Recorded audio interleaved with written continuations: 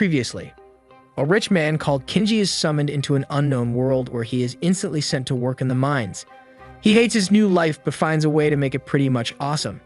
He meets new friends, a muscular creature called Wannabe, a shape-shifting dragon Rin, and a skilled fighter Shia. Together they work against the mining company and create a business on their own. One day the mining company leaders send a very powerful Majin to kill Shia, but Kinji has a plan how to deal with it, but that plan involves using Shia as a bait. Kinji reprimands her once more, stating how the company is only using her, and she is free to make her own decisions on what to do. Shia finally snaps out of it, and heeding Kinji's words, she engages the Majin, this time not fighting for the company's ideals, but her own. The damage she inflicts to the Majin is not enough to kill it, so Kinji taunts it, making it lash out at him. Just as it is about to devour Kinji, Rim shows up declaring how Kinji is her food and no one else can eat him. She immediately bites off the Majin's head, killing it on the spot. Kinji thanks Rim, saying how worried he was for a moment there. Rim tells him that the Majin was incomplete because she left the dungeon and it was calling for help. Unsure as to what she means, Kinji offers to feed her whatever she wants as a reward. But before they can go, a red glowing orb opens a hole underneath them, dropping Rim and Kinji into the depths. Kinji recognizes it as the same thing that dropped him into this world. After having a nightmare about being attacked by Rim back in our world, Kinji wakes up to find himself together with Rim in a strange place. There he is greeted by a strange girl who asks him to save their world. Kinji asks her where his other friends are, but she does not know how to answer him. Per Kinji's command, Rim breaks open a wall in the room, revealing the scenery of a futuristic underground city. An old man named Zazel comes in. He introduces the girl as the priestess Ranga, telling them that he is in charge of the town they are now in called Marcia. Zazel explains how a demon lord got in charge of a company in the past, and that company weakened humanity, pushing them into slavery. With humanity defeated, they escaped into this shelter below ground where they spent 300 years. With their resources dwindling, their only hope was to summon someone capable of saving them by using a magical gate they found. Kinji refuses to help at first, but hearing that facing the demon lord might help him return back to our world, he decides to play along. Ranga joins Kinji and Rim on their quest to face the demon lord, but as she gets clingy with Kinji, he realizes that she's in fact a guy. Ranga explains that the role of the priestess was usually given to girls, but he was the only one with magical powers that was born, so it was given to him instead. He decided to fulfill the role of the priestess even though he is a guy. After leaving the underground shelter, Kinji is shocked to learn that he is not in fact on another world but on Emuria in the future. According to Ranga's knowledge of history, once someone named Belza took over the company, things went south for humanity. Ranga leads them towards the place he thinks is the demon lord's castle, but it turns out to be the General Ant's town. While Rim is rampaging around trying to find some food, Kinji and Ranga get captured. Upon being brought in front of the Ant General, the ant turns out to be one of the ants that Kinji worked with in the past. In fact, the ant remembers those days fondly as he improved their living and working standards. The monster ant sets them free and brings Kinji up to date with what happened in the meanwhile. He mentions to Kinji that the humans he is ruling over are only complaining and refuse to work, despite the fact that he did everything as Kinji taught them in the past, treating everyone fairly. Kinji decides to help him out, coming up with a solution to increase the humans' motivation and productivity. By doing so, he joins the Demon Lord's ranks. Afterwards, he returns back to Marcia with monsters in tow, forcing his rule over the humans there as well. Rue, Power, and Zetch, three members of the Demon Lord's company, also known as the Three Ravens, are concerned about their positions, as Kinji suddenly showed up and began outperforming all of them. In order to put him in his place, the three of them come up with ideas how to undermine his progress and turn him into a corporate grunt. Despite what they came up with, they are unable to put a stop to Kinji's success. If anything, their sabotage efforts have only made him rise even higher. Kinji also became aware of their plot, so he sends them a very condescending message, making fun of them and thanking them for their help. With no other options left, the three Ravens put airheads together and decide to have Kinji deal with an impossible mission. Ranga appears to wake up in an Alice in the Wonderland-themed dream. The dream quickly turns into a nightmare as Ranga's past begins to haunt him, revealing that he is in fact related to Belza, the one who took control of the company and practically ruined the world. Thanks to that, he was forced to keep running away from people that blamed him for everything, eventually ending up in Marcia, where he took the role of the priestess in order to hide from his true past. Suddenly, Kinji breaks him out of the nightmare with a headbutt. It turns out that Ranga fell into a deep slumber after a massive robot shot him with a strange beam. The robot happened to be the reason why the mission they were assigned to was deemed impossible.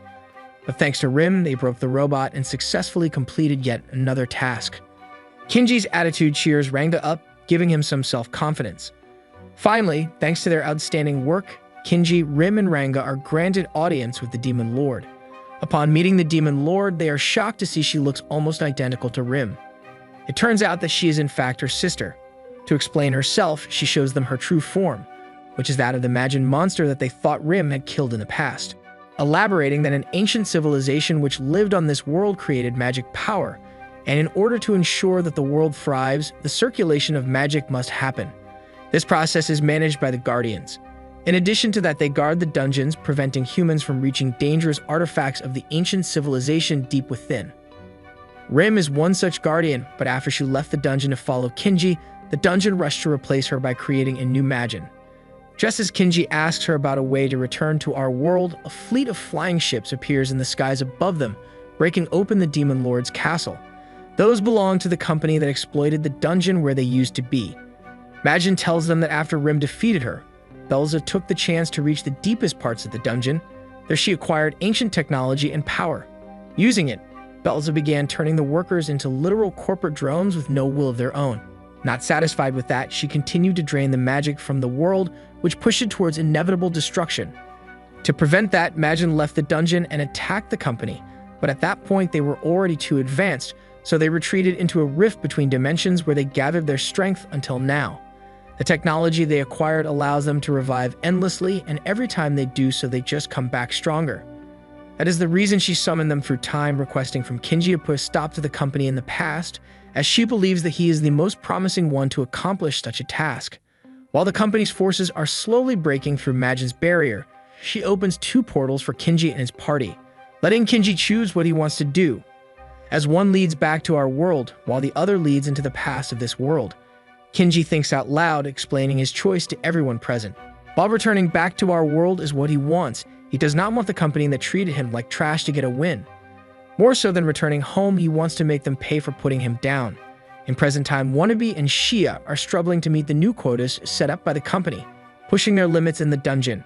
Just as Shia is about to be struck by a monster, Kinji, Rim, and Ranga appear, saving the day. After returning to the surface, Kinji has a meeting with Belza. She informs him about the fees he will be subjected to due to the fact that he went missing in the dungeon, but Kinji brushes it all off, saying how he will pay those back with ease. Since his place was repurposed, Kinji brings Wannabe, Rim, and Ranga to freeload at Shia's place. Although she is not pleased about it, she lets him do as he wants. Kinji then tells Shia and Wannabe what happened when they went missing, introducing Ranga and explaining how this world will end if they do not do something about it, revealing that his plan involves him overtaking Belza in the race towards the technology hidden in the dungeon, which will ensure him being the one to dominate the world and not the company. Unfortunately, he learns that the dungeon changed after they went missing, and with the monsters from lower levels becoming even more powerful. To ensure that Kinji does not die while exploring the dungeon, Shia takes it upon herself to train him and Wannabe as hard as she can. During the training, she explains how everyone uses magic around them to boost their strength, which is the main reason she is so powerful. Kinji goes drinking to vent his frustrations with this world, and once he clears his mind, he returns to Shia's apartment to come up with a new plan.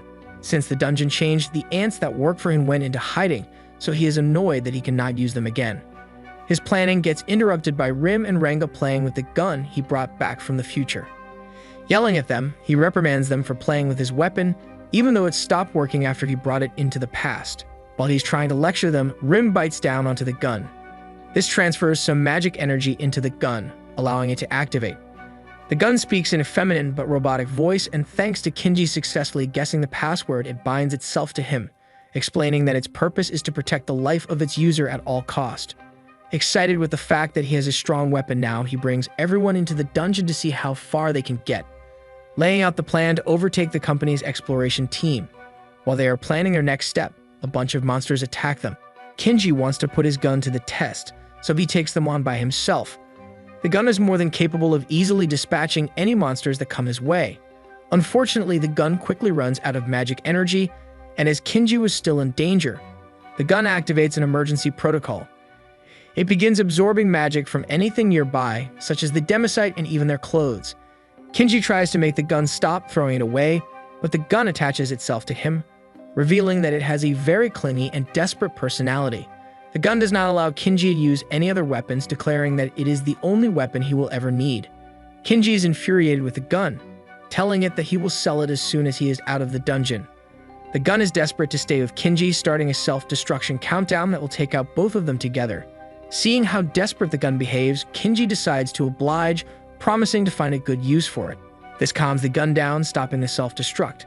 Some of the company Exploration team members who know Kinji from before have been dragged into the mess due to the gun's emergency protocol. Deciding to follow Kinji, they all head deeper into the dungeon with barely any clothes left on them.